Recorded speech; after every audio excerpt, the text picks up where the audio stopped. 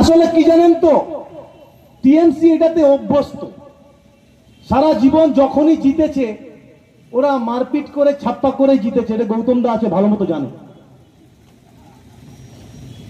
সেই ধারণাটা ওদের এটাই রয়ে গেছে যে জিতেছে মানে ছাপ্পা করেছে। তো এই মাইন্ডসেট থেকে এরা বেরোতে পারে না, কারণ এরা এত শুধু পয়সা পয়সা, টাকা পয়সা, লোকের জমি জায়গা দখল করা।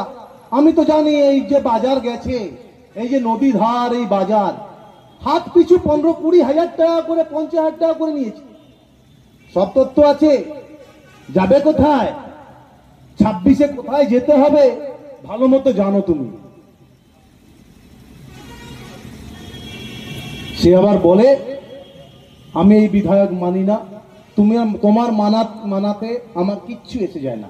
শুধু আমি আমার কর্মীদেরকে শুধু একটা বার্তা দিতে চাই যে আপনারা 2026-এর জন্য প্রত্যেকটা বুথ লিস্ট ধরে ধরে আপনারা চাটাই পেতে কোন পাড়ায় কোন কোন বুথ আছে, কোন পাড়ায় কোন কোন ভোটার আছে, নতুন ভোটার ঢুকেছে কিনা, সিরিয়াল নাম্বার চেঞ্জ করেছে, বুঝলেন, যাতে না আপনি পাড়া ভিত্তিক না পান।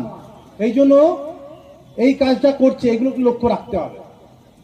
বিএলওদের সাথে ট্যালি করুন।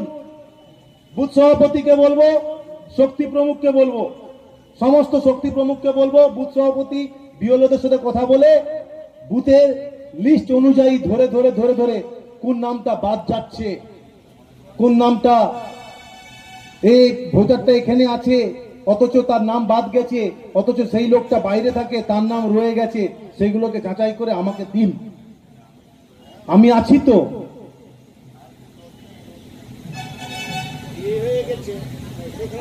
মমতা ব্যানার্জি খুব চালাক পলিটিশিয়ান।